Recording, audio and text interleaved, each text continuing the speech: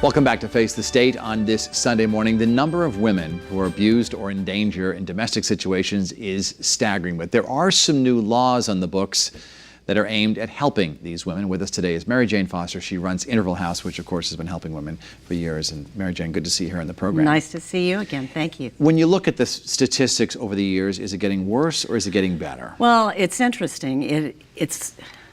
Some say there's more help out there, certainly. There is more help. But statistically, it's 1 in 4 women. And that number has not changed in the 30 years I've been involved in the movement. What is troubling, seriously troubling, is teen dating violence. If you're a woman 15 to 26, it's 1 in 3. Why is that? We don't know. I don't know. I'm not a sociologist or psychologist. You have to think that it's something in our culture.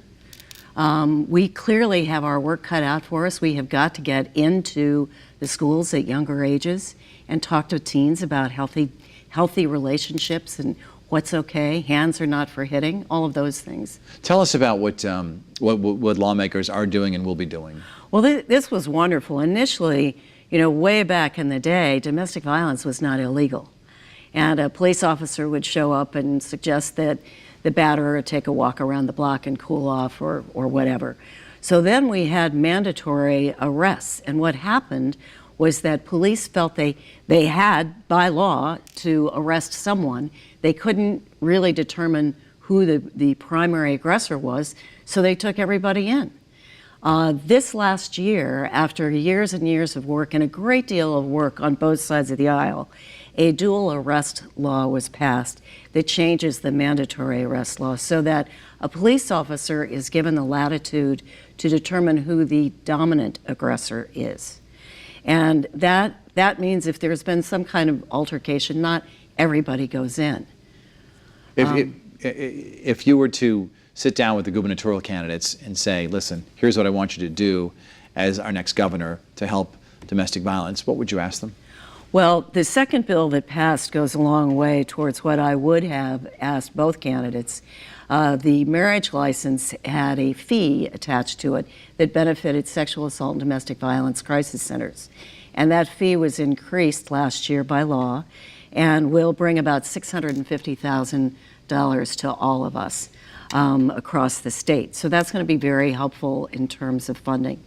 But one of the things that I have admired a lot about the Malloy administration is the governor and his wife's real commitment to domestic violence and sexual assault and criminal justice issues.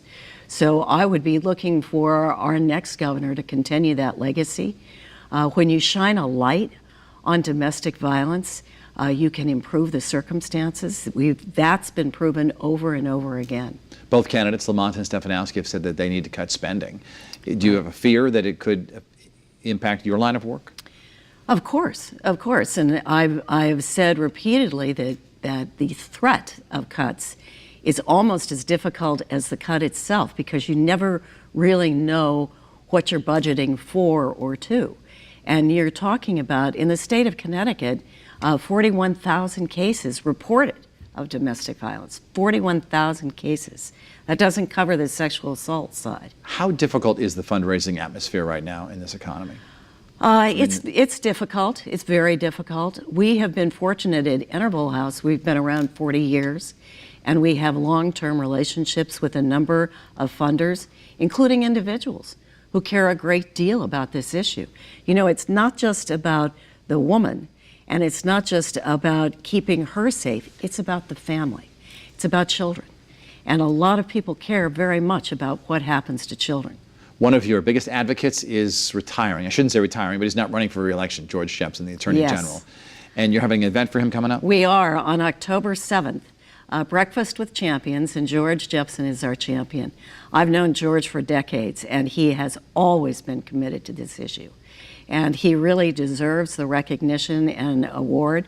So it's October 17th at the Riverview in Simsbury. We contact intervalhousect.org for details, and we'd love to have everybody there. If there is a woman watching right now who's in danger, what should she do? She should call our hotline. Immediately call the hotline. Do they call police at all sometimes, or are they afraid to most? Yes, and we have a great partnership, by the way, with the police that I believe is really helping keep women safer. It's called a lethality assessment program. And what that does is it gives the police officer cover. There's a screening tool of about 12 questions, and the officer must, by law, ask those questions. And if 4 of those questions are answered yes, or in the positive, the officer must call the hotline on behalf of the victim. And we have met a number of victims that way. There are obviously victims who are afraid to screen in, but it's been very helpful for raising awareness across the state. And Connecticut is the first state in the country to have 100% participation by the police enforcement agencies. So we're moving along in good ways with our partnerships. How many calls does your hotline get? About 5,000 a year, give or take. 5,000 a year? Yeah, sometimes it's 4,200, sometimes it's 48, sometimes it's 56. About 5,000 a year is the average. You said the holidays are busy. Yes. The holidays are busy. The number one busy day is the day after the Super Bowl. The day after the Super Bowl? Yes. Why do you think that is?